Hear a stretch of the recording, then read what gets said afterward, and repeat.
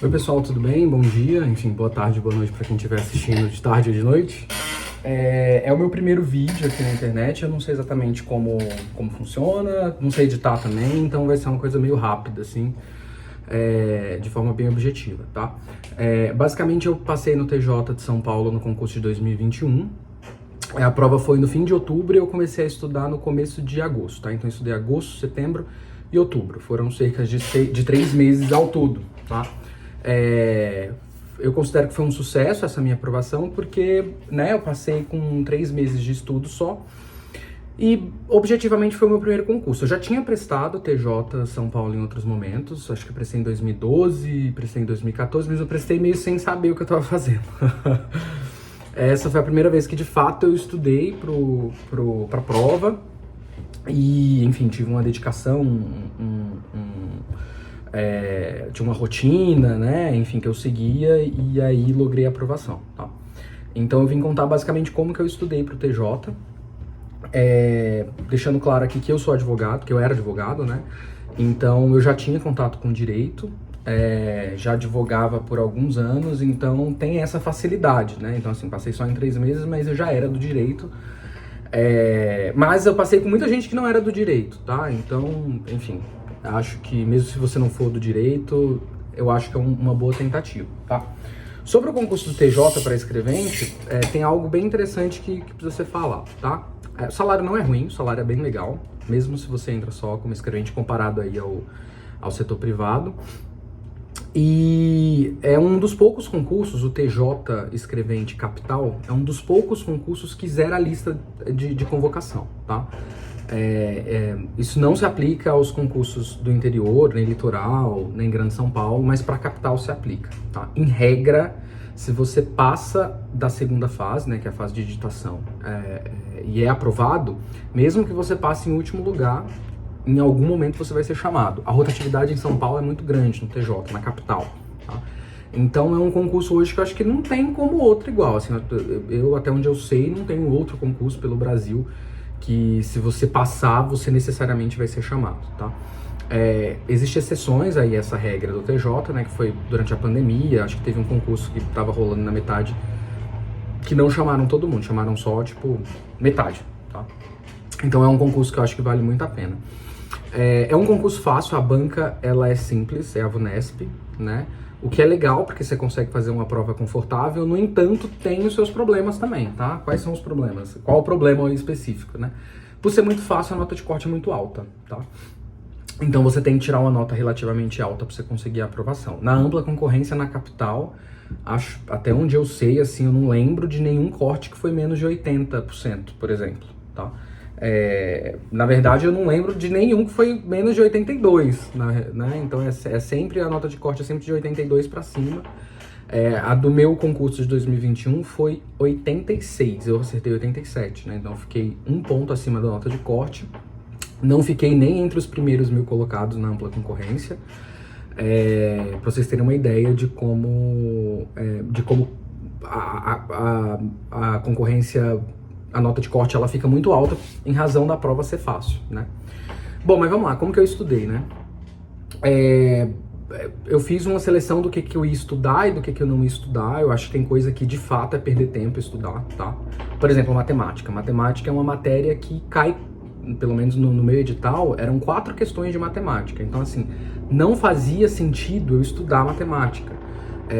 Na minha cabeça eu estaria perdendo tempo, porque eu não exatamente conseguiria aprender tudo que matemática tem para ser estudado no edital, e eram 4 questões só, então, sei lá, no dia eu tentaria resolver alguma coisa com regra de 3 lá, e se não rolasse, o que eu precisasse chutar, eu chutaria numa mesma questão, e, sei lá, alguma questão eu ia acertar, tá? Então eu não estudei matemática, tá? Então basicamente o que eu estudei foi português, raciocínio lógico, informática e direito. Atualidades também, assim, é muito é muito tiro no escuro, é difícil saber o que eles vão cobrar, né? Atualidades pode ser desde o nome da obra de arte de um pintor X até, sei lá, um acontecimento no Rio de Janeiro de 2021, sabe? É muito amplo, então não tem muito como estudar. Ou você é uma pessoa informada ou você não é, tá? O interessante é que em atualidades cai perguntas sobre a lei de inclusão, né, o Estatuto da Pessoa com Deficiência. Tá, que, enfim, acho que são 6 questões de atualidades, aí dessas 6, 2 é sobre essa lei. E é uma lei super, super curtinha, é uma lei que você lê 3 vezes no máximo, zera todas as questões do que concurso e, você tá pronto para fazer essa matéria, tá? É bem simples. Bom, como que eu estudei as maiores, né? Português cai muita coisa, se eu não me engano cai 20... Não lembro, mas cai muita coisa de português. Português é o tipo de matéria que é interessante zerar, tá? Porque ela é fácil e ela é tranquila de estudar. Como que eu estudava português, tá? Normalmente eu estudava no fim do meu dia, quando eu tava muito cansado já, porque era uma matéria que pra mim é muito confortável de estudar, né? Então, o meu último horário de estudo, normalmente à noite, eu estudava português, 1 hora por dia, tá? Entre 50 minutos e 1 hora. E aí eu só ficava rodando o edital, assim. Então, a primeira coisa no edital em língua portuguesa era interpretação de texto. Aí eu ia no que concurso, filtrava por banca, VUNESP, concursos de ensino médio, língua portuguesa, interpretação de texto. E eu fazia todas as questões que tinham lá. Amanhã eu já ia para o segundo ponto do edital de língua portuguesa, né? Então, é crase, então eu vou estudar crase, né? E, cara, eu só fui fazendo isso todos os dias, terminava as matérias de português em determinado dia e voltava pro começo e ficava fazendo. O que eu errava, eu só abria a explicação do professor ali de vídeo, temos professores ótimos de português no que concurso, tá? E tem muita coisa que você acha que sabe em português, que você acha que é fácil, mas estudando você descobre que não, né? Então, regra de crase, concordância, tem muita coisinha assim que você aprende muito resolvendo as questões do que concurso, tá? Então, super compensa, só estuda assim que dá certo, tá? Mas faz bastante e faz todos os dias 1 horinha. Informática e lógica, eu estudava 2 horas por dia, cada um, só que revezava, né? Então, se hoje eu estudei informática, amanhã eu vou estudar raciocínio lógico, aí depois eu estudo informática, depois raciocínio lógico, tá? Por isso que eu estudava 2 horinhas. Eu queria estudar 1 hora por dia de cada um, mas eu achava que quando eu tava decolando na matéria já acabava o tempo. Então, por isso que eu fazia 2 horas, tá? E eu fazia no meu primeiro horário, acordava cedo e já estudava essas matérias porque eram matérias meio chatinhas pra mim, assim, né? Não era uma coisa tão divertida, então por isso que eu já colocava no momento que eu tava mais descansado, assim. Informática eu fazia igual português, tá? Então, basicamente, sei lá, hoje eu vou fazer todas as questões possíveis no que é concurso sobre Microsoft Word, por exemplo. E aí o que eu errava, eu via os comentários. Você aprende muito fazendo isso. As questões começam a se repetir, é muito maneiro. Aí no outro dia, era raciocínio lógico. Aí raciocínio lógico eu não estudei tudo. Raciocínio lógico tem muita coisa e você tem que aprender, enfim, o que eu fiz? Eu fiz um levantamento do que mais caía nas provas da VUNESP em raciocínio lógico. Aí eu lembro que caía... esqueci o nome, mas era aquela coisa, se, então, sabe? Essa lógica de frase, cai bastante isso, acho que tipo, sei lá, 70% da matéria é esse tipo de questões. Aí caía conjuntos também, alguma coisa assim. E aí caía outro, Léo. Só estudei esses 3.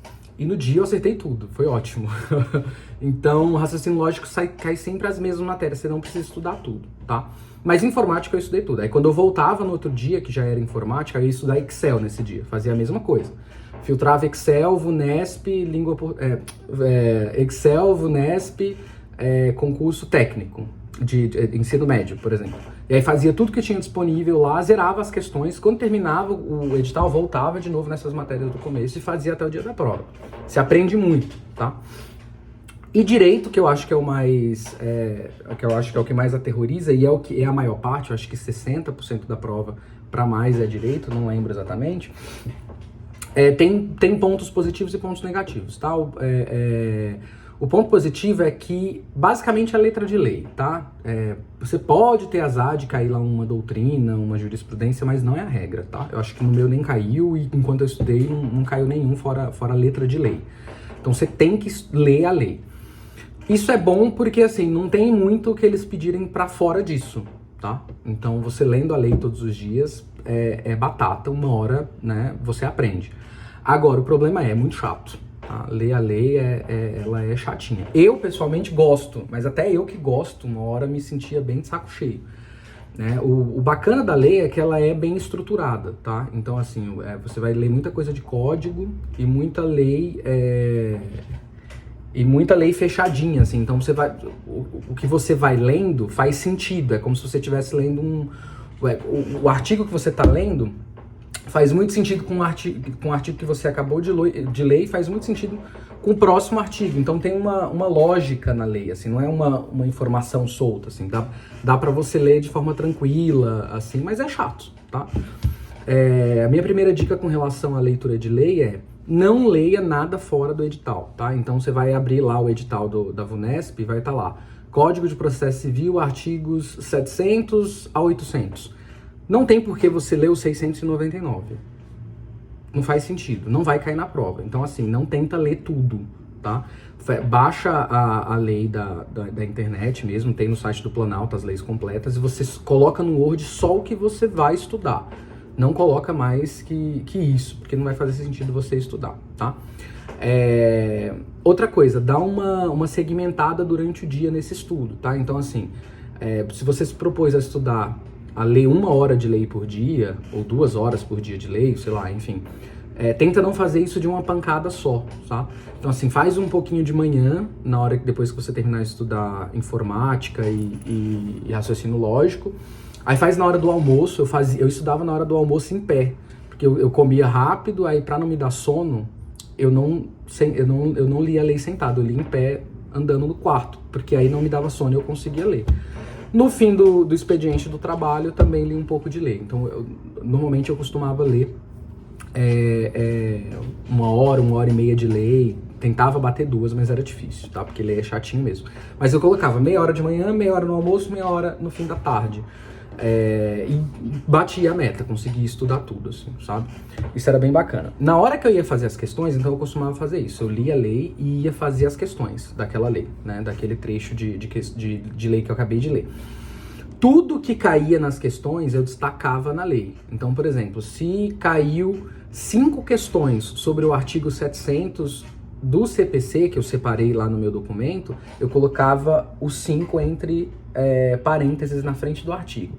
Quando eu fosse reler aquela lei de novo, eu saberia, vendo aquele número, que aquela lei foi cobrada 5 vezes na prova. Então, eu lia 5 vezes aquele artigo, sabe? Aquele artigo, ele tem uma incidência muito maior do que o artigo anterior, que não tem nenhuma sinalização, ou seja, não caiu em nenhuma questão.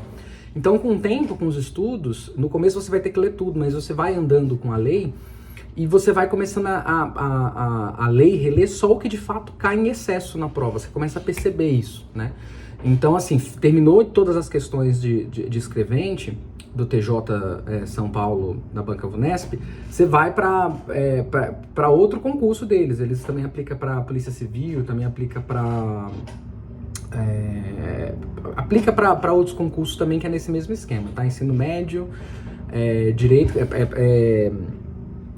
gente que trabalha para o Ministério Público do Estado também, cai bastante coisa, que é bem parecido, eu esqueci o nome do cargo agora, mas assim, eu zerava todas essas questões, tudo que era VUNESP, ensino médio, eu zerava e marcava na minha lei. Toda vez que eu ia reler a lei, eu dava uma especial atenção para essas coisas que tinham um número destacado na frente, tá? E é isso, assim, eu pessoalmente gostava de registrar as horas que eu fazia por dia. Tem gente que não gosta, tem gente que critica você calcular horas líquidas de estudos, mas eu acho que pra mim ajudou muito. Se eu fosse me pautar pelo meu cansaço, eu não ia estudar nem 1 hora por dia, né? Então, às vezes eu tava muito cansado, olhava, só tinha feito 1 hora, sabia que eu tinha que estudar mais 3 ainda, enfim, me organizava pra fazer isso. E aí umas dicas finais é o seguinte: vai parecer que você não tá aprendendo, essa sensação ela é forte mesmo, tá? Mas você tá, na 1 hora você percebe isso e no dia da prova você vê esse resultado, tá? Constância é muito importante, tá? Então, assim, não adianta você fazer isso só de segunda a quarta. Eu fiz de domingo a domingo, porque eu comecei a estudar depois da publicação do edital. Então, eu tentava estudar 4, 5 horas todos os dias. É difícil, eu sei, eu não consegui fazer isso sempre. Mas eu tentava compensar no sábado, que eu, sei lá, o que eu não consegui fazer na quinta, enfim.